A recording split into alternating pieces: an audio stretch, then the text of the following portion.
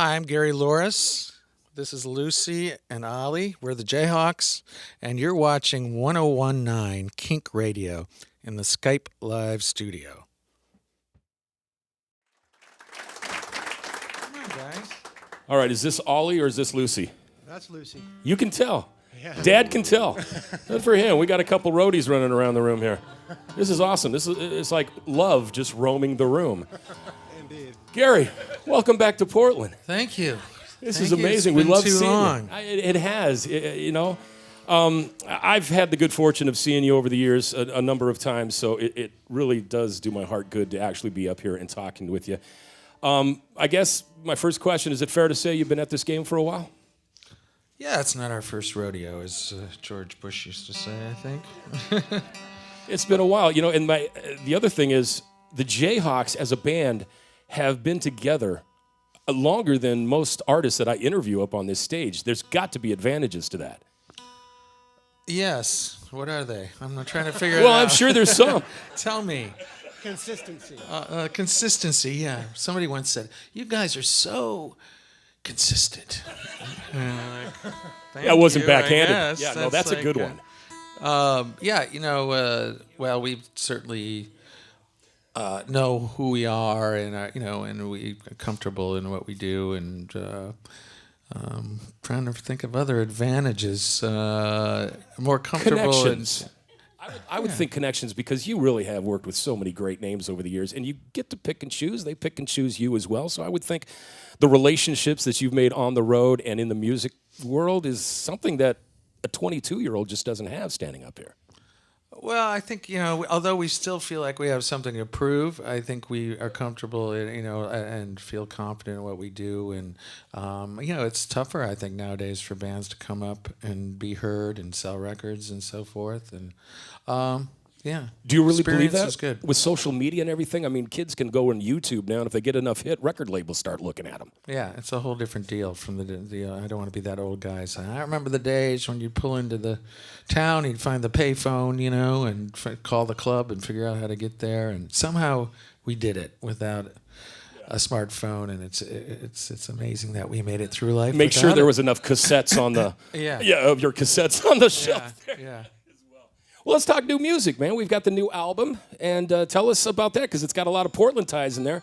Peter Buck got to record and produce. What was it like working with Peter, and how did that relationship come about? Oh, well, we had known Peter from way back. Even in the 80s, he came to our in-store in Athens, Georgia, and I knew him, but not that well. And then, he invited us to play this Todos Santos Music Festival down in Mexico a couple years ago, and he planted the seed and said, he likes to work. He's a huge music fan and collector, and so when it came time when we thought about producers, his name came up, and then our manager had suggested Tucker Martine, who's also fabulous, and so we just teamed them together because they both lived in Portland, and so I spent like 6 weeks here. I think the band was here for a little less, and got to know the town, and loved working with Peter, loved working with Tucker, and We got our West Coast kind of Midwest feel here, right? Well, there's a certain tie between Portland and Minneapolis. They're both fairly eco-friendly, Tolerant, kind of a blue areas, and there's a very similar vibe. I think they're always battling for best bike city. I think we won this year. Sorry, you'll get it back. Just keep trying. So what was the writing process? Because it's been a couple of years since we've got anything. Were these songs that were waiting, or these songs that were put together, or, just recently? Oh, well, Steve. It's Steve, right? Pringle. Just call me Pringle. All right. Steve. I was going to call you Steve Lays, but... That'll work, too. Yeah.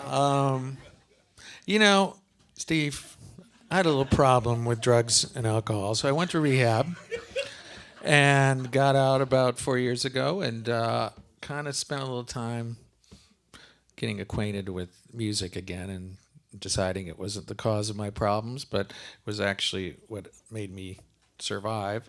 And so, I spent a lot of time just kind of getting back in, and that during that time I started writing over the next couple of years just anything that came to me I didn't know I was going to do the Jayhawks. So I think it kind of opened up some different avenues that were always there and we had touched on. And so, and then when it became obvious to me that I needed the Jayhawks, I don't think they needed me as much as I needed them. And they were this fabulous band. This is the part where I suck up to the band. And, just realized that that I have to make up for all the dirty looks I give them during the show. So, it just became, I needed the structure. I needed these particular people. And then I started writing, we collaborated, and then I wrote songs specifically knowing it was a Jayhawks thing. So I think that's somewhat contributed to why there's a little bit more of some different sounds on it. That was going to be one of my questions, too, because it always seemed like you could have walked away from the Jayhawks whenever you wanted, but this was a dedication. Oh, yeah, I have so many opportunities. Well, you know what I mean. It felt as if you had the ability to just kind of say, all right, if this wasn't here. So it looks like, and it sounds like to me, that maybe this process was also a reintroduction to yourself as well. Yeah, I think with sobriety and clarity, you tend to start appreciating what you have and not always be comparing and thinking, I wish I had that instead. And that. So I think there's an appreciation which contributed to the kind of the rebirth. Well, congratulations on that. Now, instead of just sucking up, could we get an introduction? Sure. We'll start on my left. On the radio, it would be on your, what would it be, your right hand of the dial? Karen Grotberg on the keyboards and vocals from International Falls, Minnesota. On the drums and vocals, Tim O'Regan. Yes. On the bass, from St. Louis Park, Minnesota, kind of a hotbed of rock music where, all these bands came from out of St. Louis Park, Minnesota, Mark Perlman. Yes. And the new guy on my right, from Portland, Oregon, yes. Chet Leister. So the dogs didn't have to come with you in a van or anything, right? I wish we could have the dogs with us. Believe me, it puts us all in a much better mood. Where are they anyway? Lucy, Ollie. Wherever the food. We got food? They'll be where the food is. All right. Well, guys, we've got them at the Revolution Hall tonight. I know you got a lot of fans here that are going to be at the show. I already asked them. So once again, get a few more tunes from you? Sure. Let's do that. Guys, it's the Jayhawks. Lovers of the